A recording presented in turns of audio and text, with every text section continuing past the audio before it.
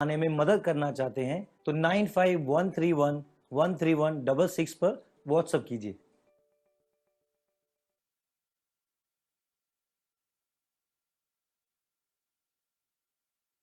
नमस्कार बच्चों, कैसे हैं आप सभी। आशा करती हूँ आप सब अच्छे होंगे।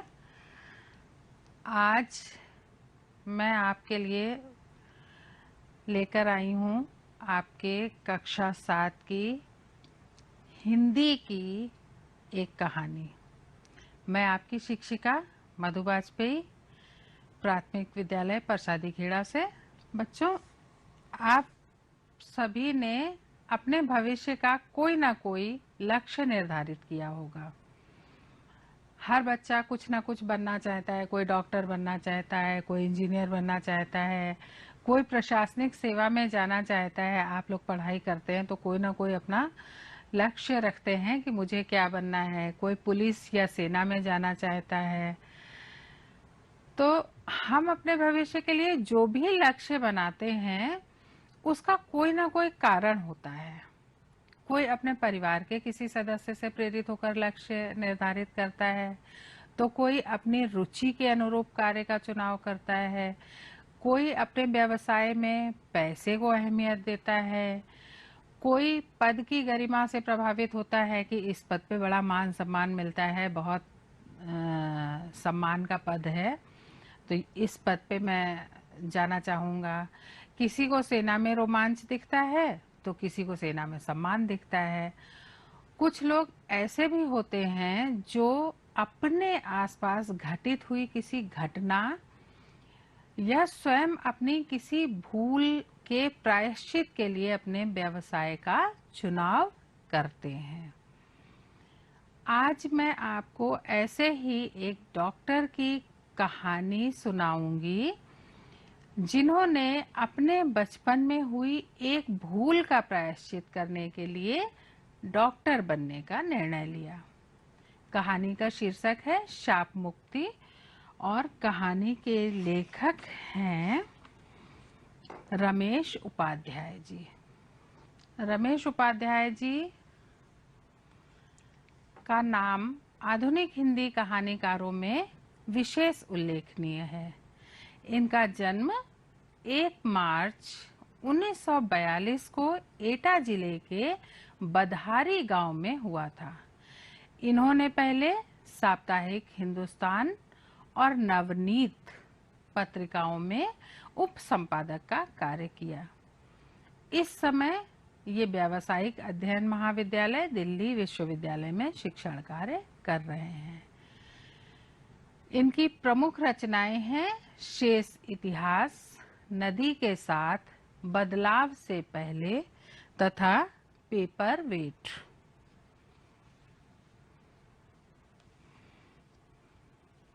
तो आइए बच्चों, कहानी पढ़ते हैं।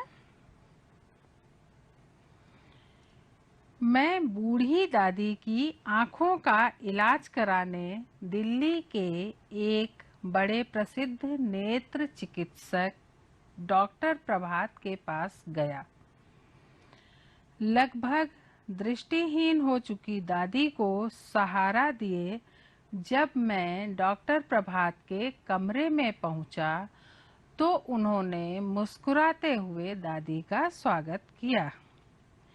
आओ आओ दादी अम्मा, कहाँ क्या तकलीफ है? कोई तकलीफ नहीं बेटा, इस बुढ़ापे की मारी हूँ। बुढ़ापे में नजर तो कमजोर हो ही जाती है। पर मैं तो आंखों का डॉक्टर हूँ दादी अम्मा, बुढ़ापे का इलाज मेरे पास कहाँ? डॉक्टर प्रभात ने हंसते हुए कहा। मेरी दादी भी कम विनोदी स्वभाव की नहीं। कहने लगी, कोई बात नहीं बेटा, तुम आंखों का ही इलाज कर दो। बुढ़ापे का इलाज तो भगवान के पास भी नहीं है।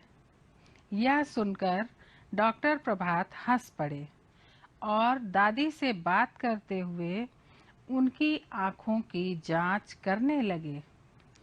उन्होंने विस्तार से कई उपकरणों और यंत्रों की सहायता से दादी की आंखों की जांच की।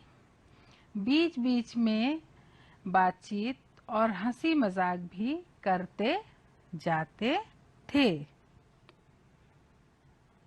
आइए देखते हैं इसमें किन किन कठिन शब्दों का हमें अर्थ जानना है। कुछ कठिन शब्द हैं इसके, जैसे नेत्र। नेत्र माने क्या होता है बच्चों? नेत्र माने आँख।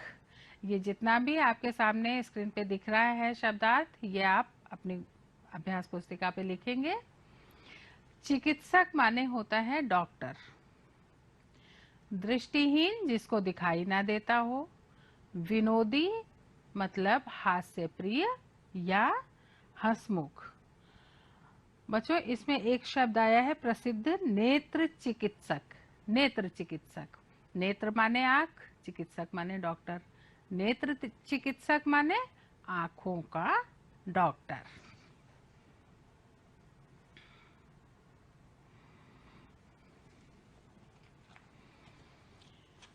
मैं चुपचाप बैठा डॉक्टर प्रभात की ओर देख रहा था।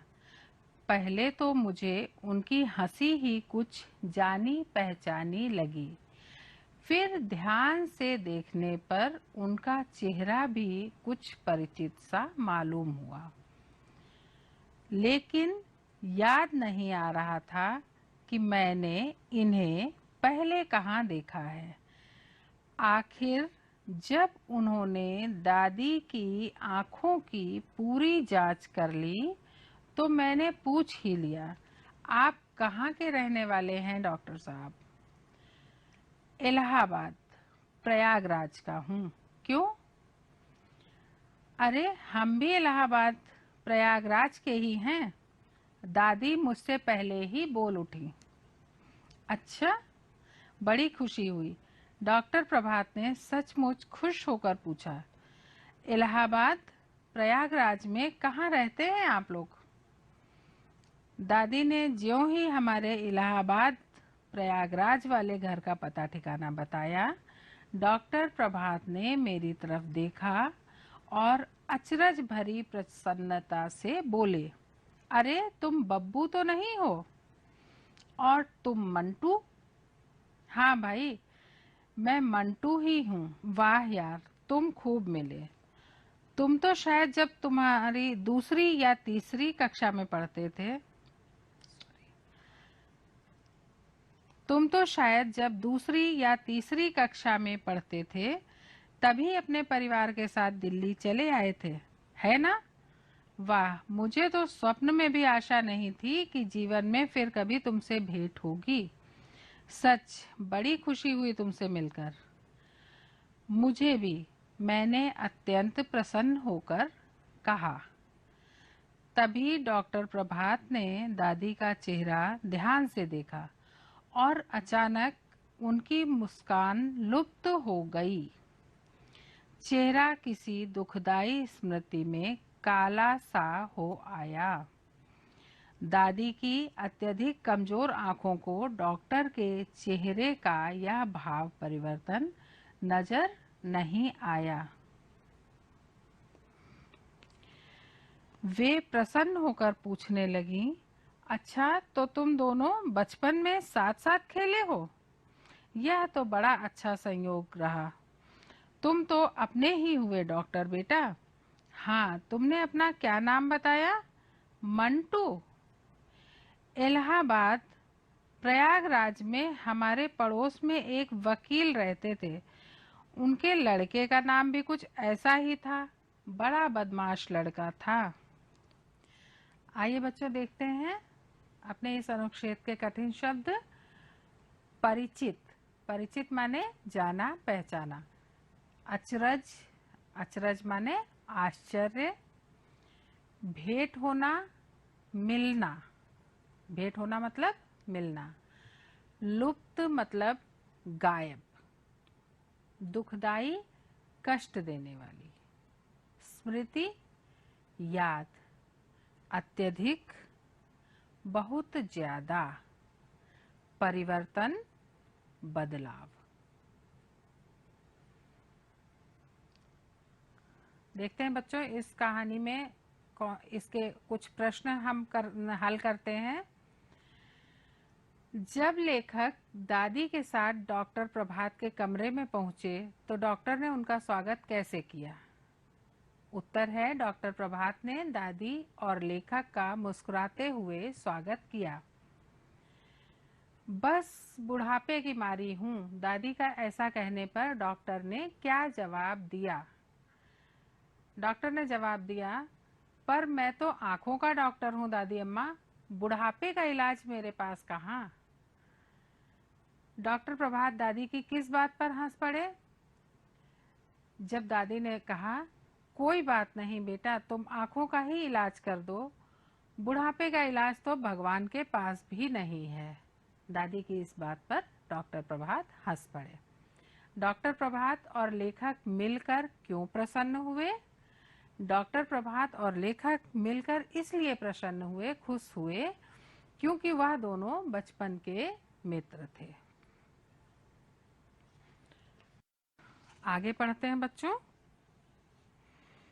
डॉक्टर प्रभात ने कोई उत्तर नहीं दिया।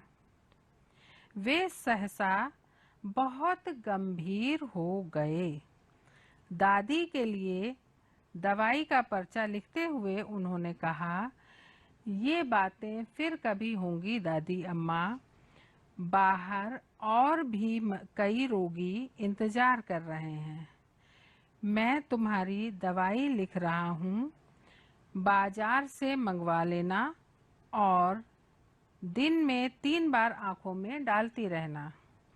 फिर अगले सप्ताह आज के ही दिन आ जाना। तुम्हारी आंखों का ऑपरेशन करना होगा। घबराना मत, ईश्वर ने चाहा तो तुम्हारी आंखें अच्छी हो जाएंगी। बाहर आते ही दादी ने मुझसे पूछा, यह उसी वकील का बेटा मंटुआ था ना? हाँ दादी, बचपन में मेरे साथ पढ़ता था। बस, तो अब इसके पास दोबारा आने की जरूरत नहीं। मैं इस दुष्ट के हाथों अपनी आंखें नहीं फुड़वाऊंगी। कैसी बातें करती हो दादी? यह तो बहुत माना हुआ डॉक्टर है और अब तो अपनी जान पहचान का भी निकल आया। उसे दुष्ट क्यों कह रही हो? तू भूल गया इसने वहां इलाहाबाद में क्या किया था? क्या किया था? अरे, तुझे याद नहीं? इसने मोहल्ले की कुतिया के 3 पिल्लों की आंखें आग के पौधों का दूध डालकर फोड़ दी थी। मैं सचमुच ही सब कुछ भूला हुआ था। तूने ही तो यह बात हम लोगों को बताई थी। अब देखिए कठिन शब्द। सहसा, अचानक, इंतजार, प्रतीक्षा, आंख, मदार, दुष्ट, कुटिल या क्रूर। इलाहाबाद प्रयागराज में हमारे पड़ोसी वकील साहब की कोठी के पीछे एक बहुत बड़ा बाग और घास का मैदान था। मैं मंटू के साथ अक्सर वहां खेला करता था। बाग की मेड़ के पास आक के बहुत से पौधे उगे हुए थे। एक दिन हम खेल खेल में आक के पत्ते तोड़ने लगे। उधर से गुजरते हुए हमारे स्कूल के अध्यापक ने हमें देख लिया। उन्होंने हमें डांट लगाई और बताया कि आक के पत्ते कभी नहीं तोड़ने चाहिए, क्योंकि उन्हें तोड़ने से जो गाढ़ा गाढ़ा सफेद दूध सा निकलता है, यदि आंखों में चला जाए तो आदमी अंधा हो जाता है। यह जानकारी हम लोगों के लिए एकदम नई और विस्मयकारी थी। ठंड के दिन थे और मोहल्ले में आवारा घूमने वाली एक कुतिया ने वकील साहब की कोठी के पीछे पड़ी सूखी टहनियों के ढेर के नीचे 3 पिल्ले दिए थे।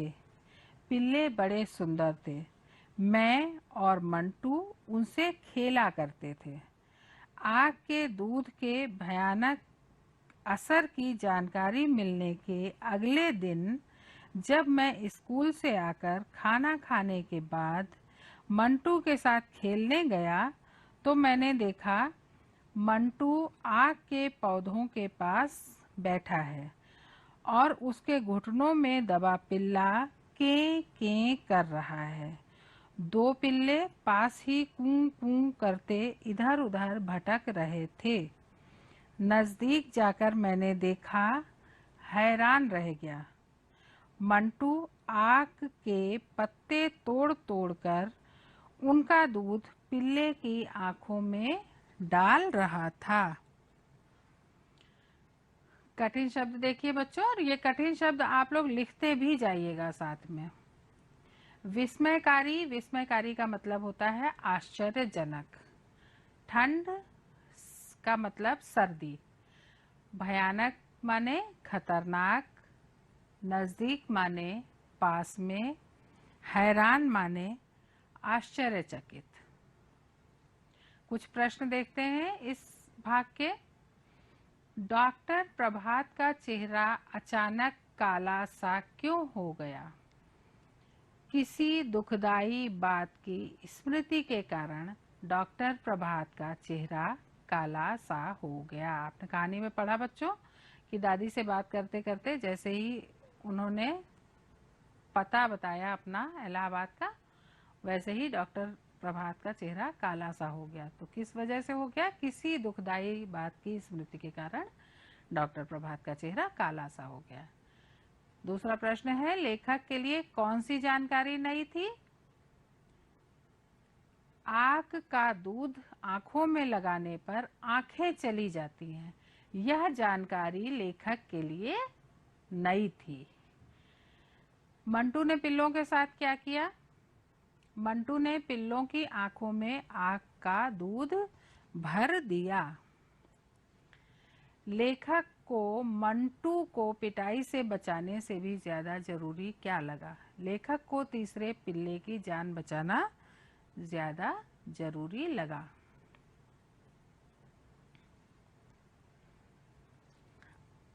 प्रायः आपको किसी काम को करने से मना किया जाता होगा। याद करिए और लिखिए कि आपको किन किन कार्यों के लिए मना किया गया और क्यों। बच्चों, अक्सर आप लोगों को किसी काम के लिए मना किया जाता होगा। घर में बड़े हैं, मम्मी पापा, बड़े भाई बहन, या आपके शिक्षक या पड़ोसी आपको बहुत से कामों के लिए मना करते होंगे कि ये नहीं किया जाता है, वैसा नहीं किया जाता है। तो आप याद करिए कि आपको किन किन कामों के लिए मना किया गया और क्यों मना किया गया। दूसरा प्रश्न है जो आपको स्वयं ही अपनी अभ्यास पुस्तिका में करना है। सोचिए और लिखिए कि आंखों में आक का दूध पड़ने के बाद पिल्लों का क्या हुआ होगा। छोटे से पिल्ले जिनकी आंखों में मंटू ने आग का दूध डाल दिया, और आपको अभी कहानी में आप लोगों ने पढ़ा कि आग का दूध पड़ने से आंखों की रोशनी चली जाती है, अंधे हो जाते हैं। और जब छोटे पिल्लों की आंखों में मंटू ने आग का दूध डाला होगा तो उसके बाद उन पिल्लों का क्या हुआ होगा। आप लोग खुद ही विचार करिएगा, सोचिएगा कि उन पिल्लों के साथ ऐसा होने के बाद उनको कैसा लगा होगा, और लिखिएगा अपनी अभ्यास पुस्तिका में। अब कुछ भाषा की बात करते हैं बच्चों। हमने इस पाठ में भाषा से संबंधित कौन कौन सी चीजें सीखी, उनको करने की कोशिश करते हैं। निम्नलिखित शब्दों के विलोम लिखिए। विलोम आप लोग पहले भी पढ़ चुके होंगे बच्चों। विलोम शब्द मतलब होता है उल्टे अर्थ वाले शब्द। तो पहला शब्द है नई। नई का उल्टा क्या होगा? पुरानी। ठंड, ठंड का विलोम गर्म। पाप, पाप का विलोम होता है बच्चों पुण्य। बूढ़ा का विलोम बच्चा। ये सभी विलोम शब्द आपको अपनी कॉपी में, अपनी अभ्यास पुस्तिका में लिखने हैं बच्चों। आशा का विलोम होगा निराशा, और प्रश्न का विलोम शब्द होगा उत्तर। पास का विलोम शब्द होगा दूर। तो ये सभी विलोम शब्द आपने ध्यान से सुने बच्चों, और इनको अपनी अभ्यास पुस्तिका में अवश्य करिएगा। अगला प्रश्न है भाषा में आपका, निम्नलिखित मुहावरों का अर्थ लिखकर अपने वाक्यों में प्रयोग करिए। पहला मुहावरा है टस से मस ना होना। दूसरा है हृदय से लगाना। तीसरा मुस्कान लुप्त होना। आपने पढ़ा था ना, डॉक्टर प्रभात के चेहरे से मुस्कान लुप्त हो गई। और चौथा मुहावरा है चेहरा काला पड़ जाना। ये भी आपकी पुस्तक का ही है बच्चों। आपने पढ़ा था किसी दुखदाई स्मृति के कारण डॉक्टर प्रभात का चेहरा काला पड़ गया। तो आपको इन चारों मुहावरों का अर्थ लिखना है और अपने वाक्यों में प्रयोग करना है। इसके बाद बच्चों अगला अभ्यास कार्य है जो आपकी पुस्तक से ही लिया गया है। आक के पौधे से गाढ़ा दूध निकलता है। ठीक है। अन्य किन किन पेड़ों से गाढ़ा दूध निकलता है, उनके नाम लिखिए। इस कार्य के लिए बच्चों आप अपने घर के बड़ों की मदद लेंगे और उनसे पूछेंगे कि किन किन पौधों में आक की तरह ही गाढ़ा दूध निकलता है। बहुत से पौधे होते हैं बच्चों जिनमें दूध निकलता है। तो आप अपने घर में अपनी मम्मी पापा या बड़े भाई बहनों से पूछकर उन पेड़ों के नाम लिखेंगे। इसके बाद आपका प्रोजेक्ट कार्य है कि अपने आसपास के किसी अस्पताल में जाकर किसी आंख के डॉक्टर से मिलिए और पूछिए कि उन्होंने यह कार्य क्यों चुना। आपने देखा डॉक्टर प्रभात ने नेत्र चिकित्सक बनने का निर्णय क्यों लिया, क्योंकि उन्होंने बचपन में एक छोटी सी गलती की थी कि उन्होंने 3 पिल्लों की आंख में आग का दूध डाल दिया और उनकी आंखें चली गईं, उनको दिखाई देना बंद हो गया। जब डॉक्टर को इस अपनी गलती का एहसास हुआ तो उन्होंने डॉक्टर बनने का, आंख के डॉक्टर बनने का निर्णय लिया। तो इसी तरह आप भी जाइए अस्पताल और पूछिए, डॉक्टर से मिलिए और उनसे पूछिए कि उन्होंने इस तरह का आंख का डॉक्टर बनने का कार्य क्यों चुना। बच्चों शुरू में ही मैंने बताया था कि हर कार्य का कोई ना कोई कारण होता है। जो भी अपना व्यवसाय, अपनी सर्विस चुनता है उसके पीछे कोई ना कोई वजह होती है। तो आप भी पता करिए किसी आंख के डॉक्टर से कि उन्होंने यह कार्य क्यों चुना और उस चीज को जो भी वो बताते हैं उसको अपनी अभ्यास पुस्तिका में लिखिए। बच्चों आज हमने इस पाठ में क्या क्या सीखा। सबसे पहले तो हमने किसी भी घटना का वर्णन करना सीखा। जैसे कि लेखक ने उस घटना का जिसमें डॉक्टर ने, या आप कह लीजिए कि मंटू ने कुतिया के 3 पिल्लों की आंख में आग का दूध डाला था, उस घटना का वर्णन किया। हम भी किसी भी घटना का इसी तरह वर्णन कर सकते हैं। बच्चों हमने सही गलत की पहचान करना भी सीखा। हमने ये सीखा कि हमें क्या काम करना चाहिए और क्या नहीं करना चाहिए, क्या करना सही होता है और क्या करना गलत होता है। और इस कहानी में विभिन्न प्रकार के विराम चिन्ह और योजक चिन्ह भी आए हैं जिनका प्रयोग करना हमने सीखा। अब बच्चों आपके लिए गृह कार्य है जिसको आप अपनी अभ्यास पुस्तिका में लिखेंगे और यह भी आप अपने विचारों से ही, अपने अनुसार और कहानी पढ़ने के बाद आपके मन में जो विचार आते हैं उनके अनुसार ही करेंगे। पहला प्रश्न है बच्चों, डॉक्टर प्रभात को जब अपनी भूल समझ में आई होगी तो उनको कैसा महसूस हुआ होगा। बच्चों बचपन में, नादानी में उन्होंने एक गलती की कि 3 पिल्लों की आंख उनकी वजह से चली गई। लेकिन जब वो थोड़ा बड़े हुए होंगे और जब उनको अपनी भूल समझ में आई होगी तो उनको क्या महसूस हुआ होगा? अगर डॉक्टर प्रभात की जगह आप होते तो आपको कैसा महसूस होता और आप क्या सोचते उस घटना से के विषय में, या अपनी गलती के विषय में आपका क्या विचार होता? अगला प्रश्न है, दादी डॉक्टर प्रभात से अपना इलाज क्यों नहीं करवाना चाहती थी? दादी को बचपन की गलती याद थी डॉक्टर प्रभात की, और दादी हमेशा उनको उस कार्य के लिए दोषी मानती रही।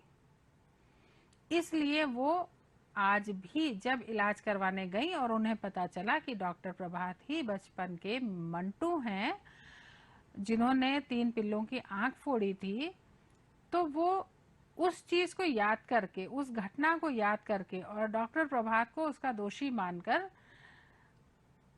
पुनः उनसे अपनी नाराजगी जाहिर कर रही थी और उनसे अपना इलाज नहीं करवाना चाह रही थी। तो इसको अपने शब्दों में लिखेंगे बच्चों अपनी अभ्यास पुस्तिका में कि दादी डॉक्टर प्रभात से अपना इलाज क्यों नहीं करवाना चाह रही थी। तो बच्चों आज के वादन में हम इतना ही देखेंगे। कहानी का अगला भाग हम अगले वादन में पढ़ेंगे और देखेंगे कि आखिरकार दादी ने डॉक्टर प्रभात की बताई हुई दवाइयाँ ली या नहीं ली, वो अपना इलाज करवाने के लिए तैयार हुई या नहीं तैयार हुई। ये सारी बातें हम अपनी अगली कक्षा या अगले वादन में पढ़ेंगे, कहानी के अगले भाग में, कि और अगर तैयार हुई तो किस तरह से तैयार हुई। तो तब तक के लिए हम अपने इस पाठ को दोहराएंगे और जो काम आपको दिया है वो आप करेंगे अपनी अभ्यास पुस्तिका में, और अगले वादन में हम पुनः इस कहानी को पढ़ेंगे, इसका अगला भाग पढ़ेंगे कि दादी डॉक्टर प्रभात से अपना इलाज करवाने के लिए तैयार हुई या नहीं हुई, और अगर हुई तो किस तरह वो डॉक्टर प्रभात से अपना इलाज करवाने के लिए तैयार हुई। तब तक के लिए नमस्कार बच्चों। आज मैं आपको एक कहानी सुनाने वाला हूँ। ये कहानी है मेरे बचपन की, मेरे माता पिता की और क्रिकेट की। मेरे माता पिता का हमेशा से ही ये मानना रहा है कि कोई भी क्षेत्र में सर्वश्रेष्ठ बनने के लिए शुरुआत हमेशा जल्दी करनी पड़ती है।